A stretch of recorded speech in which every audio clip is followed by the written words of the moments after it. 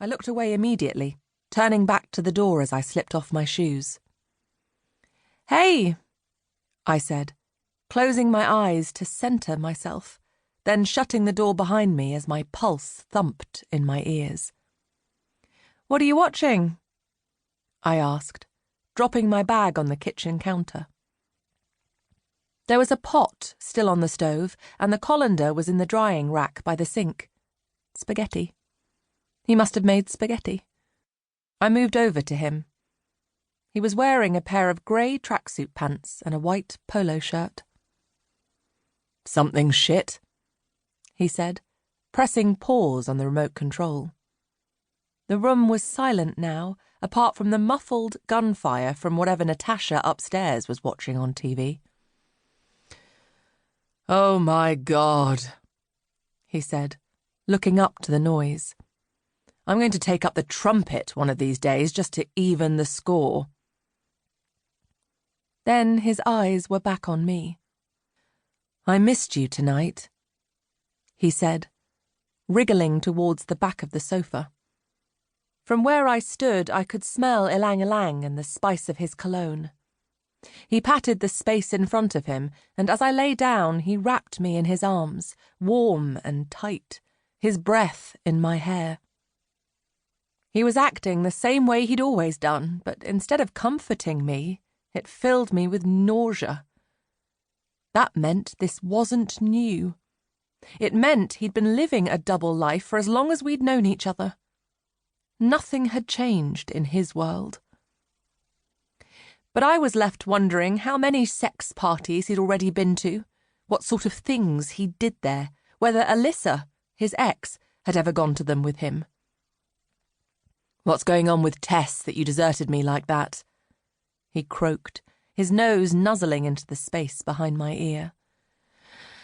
"Man troubles," I said, through a tight throat, regurgitating the cover story Tess and I had formulated over garlic bread. "This guy she likes, he's being a knob." Our wedding photos were in my line of vision, and my chest ached as I ran the memories through the filter of this new information, searching for signs, signals I might have missed. But there hadn't been any. "Wow, Tess never likes anyone. Is she okay?" he asked, and my lower lip wobbled as I nodded. "Yup."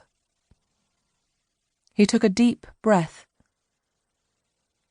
"So, I have some bad news," he said. "I have to go away again." What? He was supposed to be home for another week, and my chest panged, and all I could think was, one of the first signs of cheating is an altered schedule. Had the signs been there all along and I'd just been oblivious? And where was he really going? Was it really for work? "Just for a couple of days," he said. "I have to go and smooth things over with a couple of investors in Nigeria." "But you just got back," I said, clenching my jaw to stop the tears. Because I knew that was the last time we'd lie there on that sofa like this. I knew I'd ask the hard questions soon, and he would eventually have to tell the truth. And no matter what happened, everything would be different. We would never be this couple again. And what if we couldn't figure it out? What if we went our separate ways?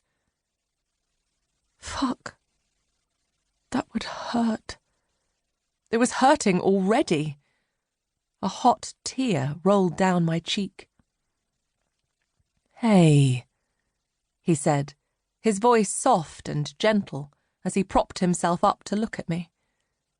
"Don't cry.